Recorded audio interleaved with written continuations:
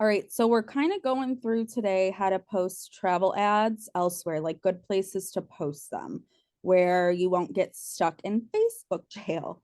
So buy sell groups, neighborhood groups. Those are typically the most promising where you don't have to read through as much for the rules. But you still are going to want to check them, right? So if I go to one of the groups that I'm already a part of, the Darien, Woodridge, Lisle, and surrounding areas, this is like 10 minutes from my house. Okay. So there's endless neighborhood groups that you can find. However, you're going to want to check the rules. So you can check it on the about section, like on the right-hand side of the group.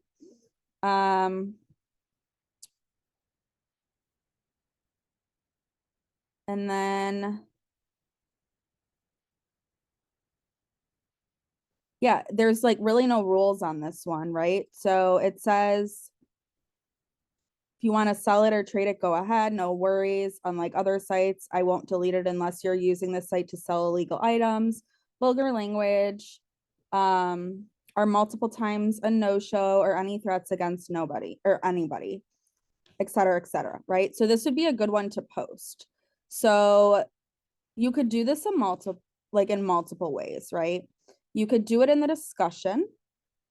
So in the discussion, you would essentially copy and paste the travel ad, right? So if I go back to my dashboard or no, my page, and I pull that Dunn's River one that I posted, just for the example, since Alexis brought that up earlier, I'll kind of show you how to post it. And then another thing that helps too is creating events in groups, actually. So I scroll down.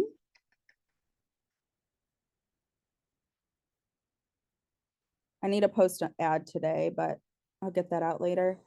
All right, so if I copy this,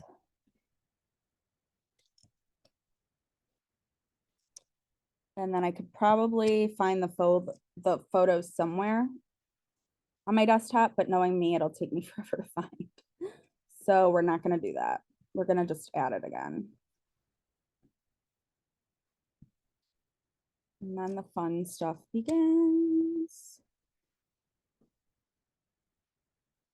And these you'll get a little bit more traction from people too, which is nice. Because they're specifically going to the group to see like what people are selling. All right, so if I post the ad,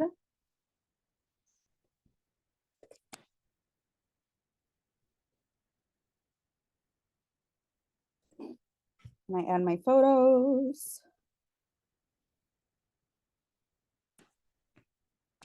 most of these groups don't require like approval either. They kind of just like get posted right away, which is also nice. Because you'll get answers sooner, or you'll kind of see like what people have to say about it. So, all right, so I have that. And then I think I'm going, let's see what the tag event does. All right. No, not yet. So if we created an event, we can do that. Let's see if I could check in and put Dunn's River sandals. All right. So I'm going to hit post, and then that will be posted in a group. Then from there, what I'm going to do is I'm going to try and create an event. So if I go, let's see.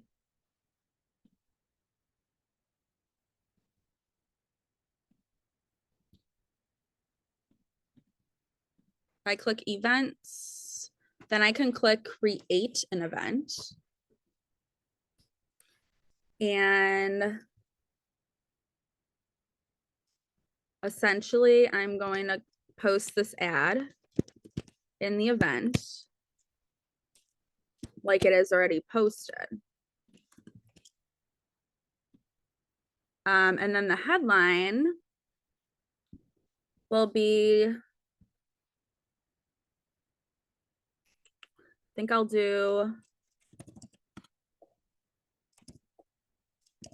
Sandals, Dunn River deposits starting at $200 with a palm tree. Because if they open it, it'll at least get them to click it, right? And then they can look and see. So what I'm gonna do is I'm gonna post it for today. The end date, I'm going to put Sunday. All right, let's try and create some urgency. So I'll just leave that. Is it in person or virtual? So I'm gonna put virtual. And then you can add in a link when your event starts. So you could do that, or you could do other, right? So if I include, or if I click other, what I'm gonna do is where it says text or call Nikki,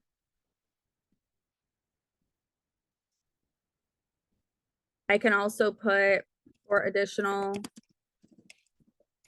questions, please DM Nikki directly with funds as the keyword. All right, so I'm giving them two different call to actions, right? So text or call Nikki, I give my phone number for your free consultation. For additional questions, please DM Nikki directly with Duns as the keyword, okay? And then what I'm gonna do is, maybe I'll repeat the event, all right? And I'll repeat it weekly. Let's see.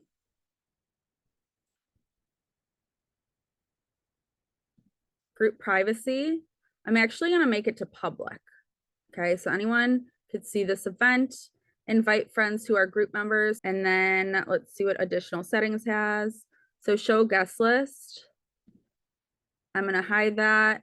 Post must be approved by host. And I need to add some photos. All right.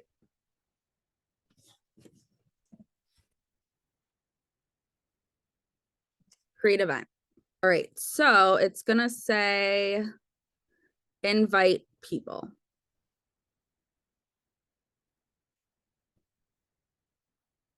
All right, I thought I was gonna post it to the event. So I guess now I'm gonna just invite people that like maybe are friends with me on Facebook that post things about travel. This kind of goes back to why I tell you guys to add people that you message, because these are people you can send the event to, right? This kind of gets their attention. So I'm gonna not do it to like close people to me. I'm gonna do it to people that maybe I know that travel, that might inquire about it because it has happened before. And then I'm gonna tag people that I don't know because it's gonna pop up, they're gonna get a notification, and then they're gonna want to see it, right? So this part kind of takes a little bit longer, but another thing too, if the good thing about this and kind of taking time is it really opens the door where if they see you creating an event around this and maybe they don't necessarily want to go to this place, but they're thinking of someplace else, this kind of jogs their memory to be like, oh yeah, I forgot she planned travel, right? It's like a little reminder that kind of goes off in their head. So that's also another reason that I do it too. You get 50 invites, then you send it, and then essentially you can add more invites, but it's like in 50 people increments or 50 invites.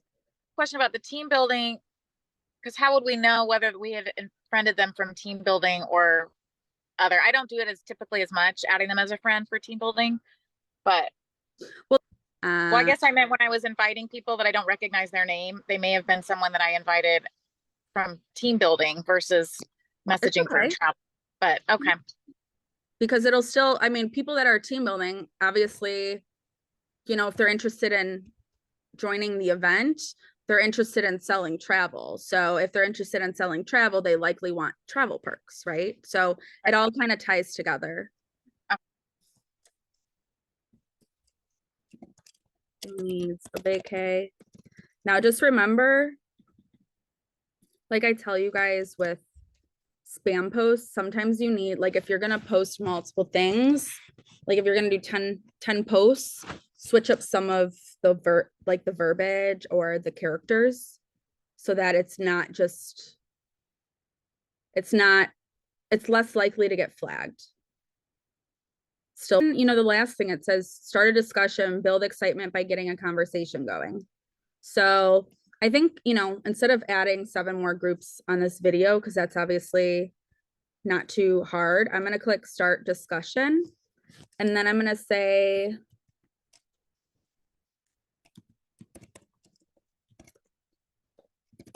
who has been to Jamaica before?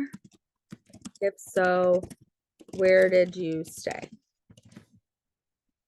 And I'll do that with like bold posts like this. So I'll do blue and then I'll post it.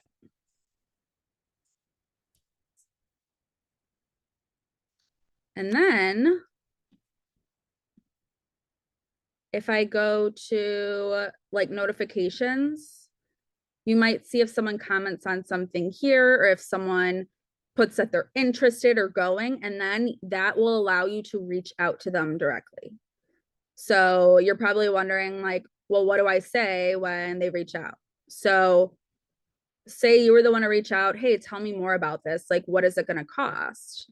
Well, the goal is to really get these people on the phone, because I've noticed in the past when I calculate the cost and I tell them, sometimes it'll scare them away because they think it's cheaper than it really is. But you could still, like if they're looking for this and they even clicked on this to begin with, they're thinking of travel in some capacity. So it's really just getting down to the nitty gritty of what it is that they're looking for and eliminate doing that through messaging as much as possible. So if you reached out and you asked me like this, you know, if you essentially said, hey, I noticed your post about Dunn's River. What is that going to cost? Cost depends on a variety of things. Let's hop on a call later today. What's your availability at X time, right? Just jump to it because you already got their buy-in and their interest.